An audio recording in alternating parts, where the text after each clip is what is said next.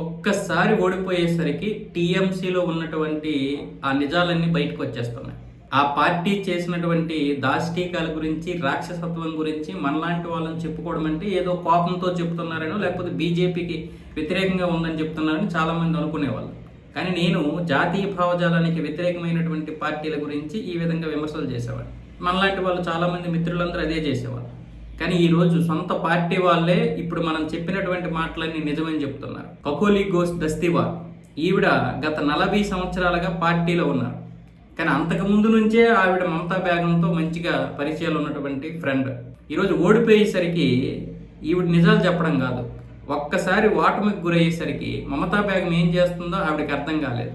కళ్యాణ్ బెనర్జీ చేసినటువంటి ఈ రాక్షసత్వం గురించి, ఆర్జీకర్ ఆసుపత్రిలో జరిగినటువంటి ఆ సంఘటన, మహిళా డాక్టర్ సంఘటన, అలాగే ఐపాక్ పార్టీ మీద పట్టు సాధించడం నుంచి మమతా బేగం చేసినటువంటి అనేక అవినీతి పనులు, అలాగే రౌడీయుజం పేరుతో, అంటే ఈవిడ పేరు మీద కాకుండా ఈవిడ అనుచర వర్గం మీద ఉన్నటువంటి అవినీతి ఆస్తుల గురించి ఈరోజు ఆవిడ ఎందుకు చెప్పాల్సి వచ్చింది అంటే, ఆవిడ మీద ఇప్పటికీ కూడా కళ్యాణ్ బెనర్జీ చేసినటువంటి ఆరోపణలతో పాటు ఆవిడని ఇప్పుడు పార్టీ నుంచి తప్పించారు, చీఫ్ విప్ నుంచి. ఈవిడ ఎప్పటికైనా మనకి ప్రమాదమే, మొదటి నుంచి కూడా ఈవిడంటే ఇష్టం లేదు.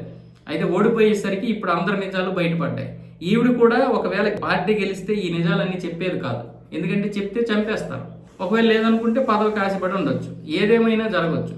కానీ ఈరోజు సొంత పార్టీ నేతల్లో వచ్చినటువంటి ఈ భేదాలన్నీ కూడా బయటకు వస్తున్నాయి. ఆర్జీకర్ ఆసుపత్రిలో ప్రజలు ఎంత ఆవేదనకు చెందారో ఆ పార్టీలో ఉన్నటువంటి మేము కూడా ఆవేదన చెందాం, కానీ నోరు విప్పలేకపోయినటువంటి పరిస్థితి మాకు ఆ రోజు అని ఇప్పుడు ఈ కొకోలి దస్తీవార్ అయితే మాట్లాడుతున్నారు. ప్రస్తుతానికి తనకు ఉన్నటువంటి పదవులన్నింటినీ తీసి పారేయండి, నాకు రాజీనామా చేస్తున్నాను, అక్కడ నుంచి నన్ను తప్పించండి, ప్రస్తుతానికి ఒక సాధారణ కార్యకర్తలాగా ఉంటానని చెప్పారు. అయితే నిన్న ఈవిడ పశ్చిమ బెంగాల్ సీఎం సువేంద్ అధికారి ఏర్పాటు చేసినటువంటి సమీక్షకి అయితే హాజరయ్యారు. అంటే అన్ని పార్టీల యొక్క ప్రతినిధులు రండి, మనం ఈ రాష్ట్రాన్ని బాగుపరుద్దాం అని చెప్తే ఈవిడ కూడా వెళ్ళారు. అది కూడా వాళ్ళకి నచ్చదు బహుశా. అయితే ఇలాంటి నిజాలు చెప్పలేనటువంటి వారు ప్రతి పార్టీలోనూ ఉంటారు, అది కారణాలు అనేకం. కానీ పశ్చిమ బెంగాల్లో జరిగినటువంటి పరిణామాలు ఒక మహిళ అయ్యుండి నేను చెప్పలేనందుకు నేను సిగ్గుపడుతున్నానని కూడా ఈవిడ చెప్పడం జరిగింది. అంటే ఈరోజు పశ్చిమ బెంగాల్లో మమతా బేగం చేసినటువంటి రాక్షసత్వం గురించి ఎవరు చెప్పినా మనం అంగీకరించాలంటే అలా కాదు. మొదటి నుండి మనం అది రాక్షసత్వం గురించే మాట్లాడుతున్నాం. అది మొదటి నుంచి అది ఒక పెద్ద శూర్పణఖకి 100 రెట్లు పెద్ద ఇది కదా, మనం ప్రత్యక్షంగా చూస్తున్నటువంటి రాక్షసి. ఎంతమంది హిందువుల్ని చంపేసిందండి, ఎంతమంది హిందువులు. తన పదవుల కోసమనే కాదు, దాని భావజాలం మొత్తం హిందూ వ్యతిరేకం. పుట్టింది బ్రాహ్మణ కుటుంబంలో కానీ పెరిగిందంతా కూడా ఈ వామపక్ష భావజాలంతో పెరిగింది. తర్వాత ఈ ముస్లింల పక్కన పెరిగింది.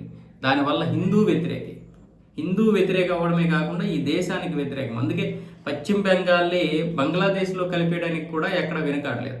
అలాంటి రాక్షసత్వం ఈరోజు అవన్నీ బయటకు వస్తున్నాయి.